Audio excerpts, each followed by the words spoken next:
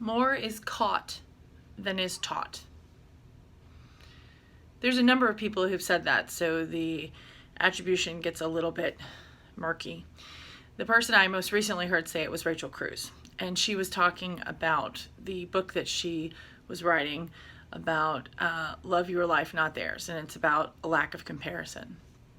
On this week's episode of The Professor Helps, I'm going to talk to you about lessons and the things that we're imparting to other people, whether we know it or not. And every week I do a message to inspire you, motivate you, and frustrate you.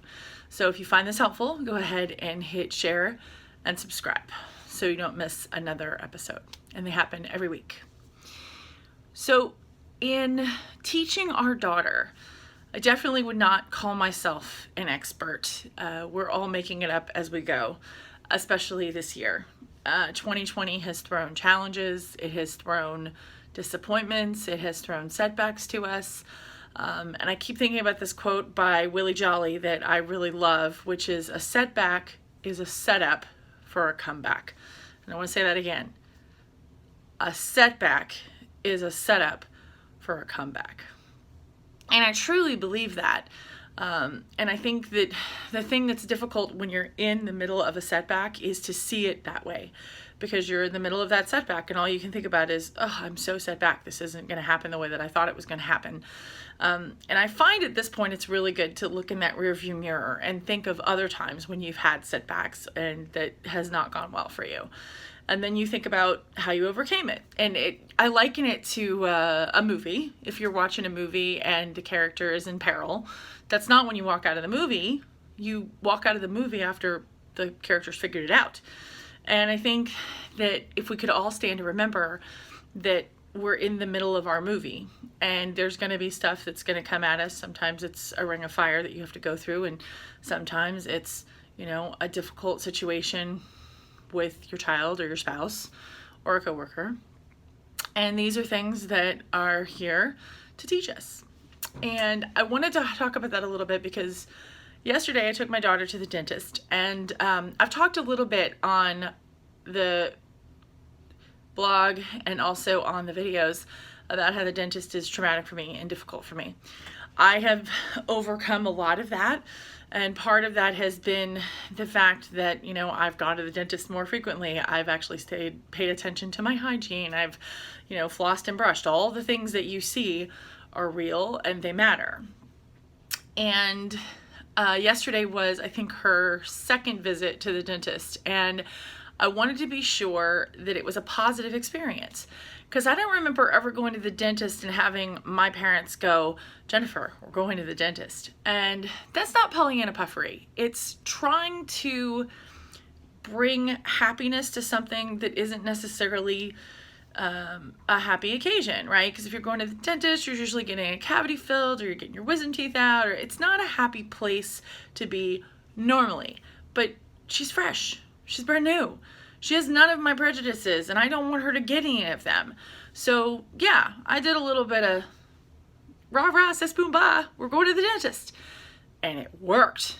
It was amazing. She was excited to go to the dentist. She was happy to go to the dentist. And she said, "I'm going to the dentist." And she was really excited. And she did great. And she wasn't upset. She didn't cry. And I was thinking about that lesson. More is caught than taught. She caught my enthusiasm for the dentist. And that's not fake. I've had some great experiences with my dentist since mostly overcoming my fear of him. Because every time I go to the dentist, it's usually not a happy experience for me.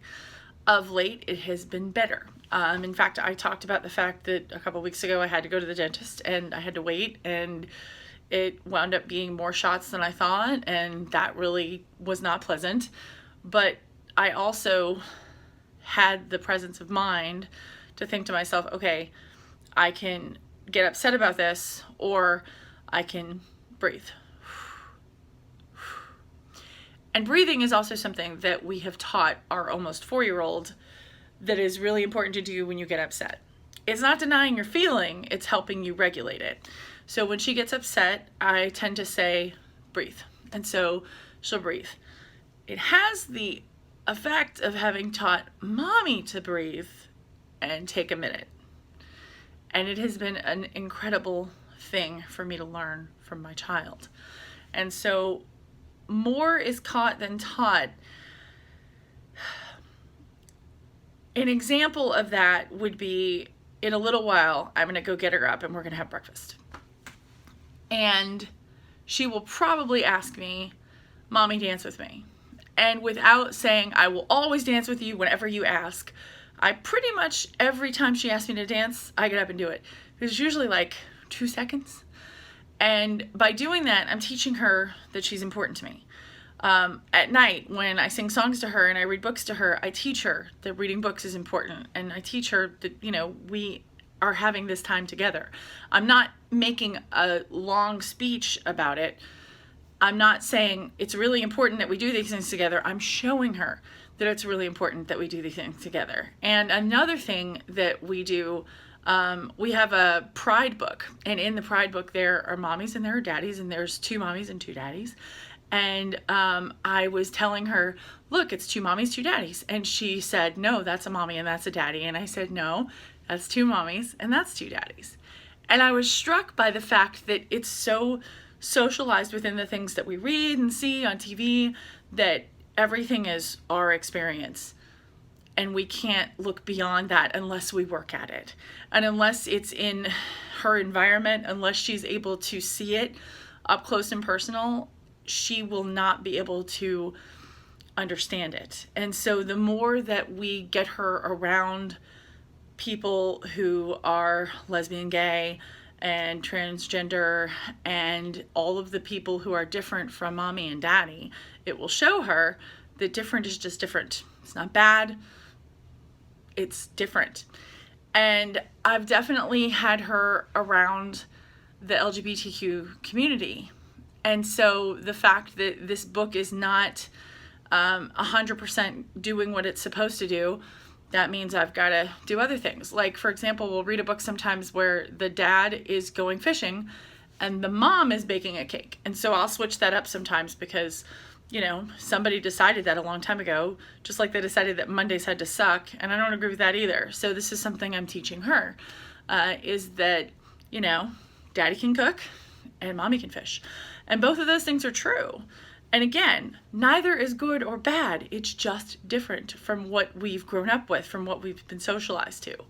And more is caught than taught is also being taught to her whenever I go out of my way to show her, hey, you need to pick this up. You need to clean this up. And we take the time to brush her teeth every night. It's not because she had a dentist appointment yesterday. It's because we do it every single night. And again, modeling the behavior and showing her this is the right thing to do. And I think that nobody's got it wired. Nobody knows how to parent. You figure it out as you go. And I've said this before, that parenting is this thing where you're in a room and it's really, really dark. And all of a sudden, there's a shaft of light that comes through and you understand something that you didn't understand just a few minutes before. And you go, oh, that's it. That's exactly what I'm supposed to do. And then all of a sudden, that shaft of light goes away and it's dark again. And you have to start over and go, okay, the thing that I thought I knew now doesn't work. So now I have to try something else.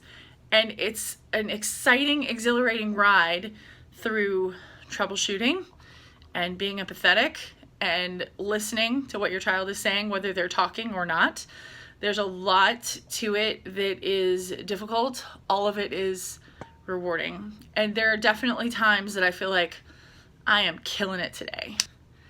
And then there are times when I feel like, oh my God, I have no idea what I'm doing. And I think that if we talk more about that, if we name that feeling, that's going to be crucial to success. And so in this week's takeaway, more is caught than taught. You don't have to be a parent to teach somebody a lesson.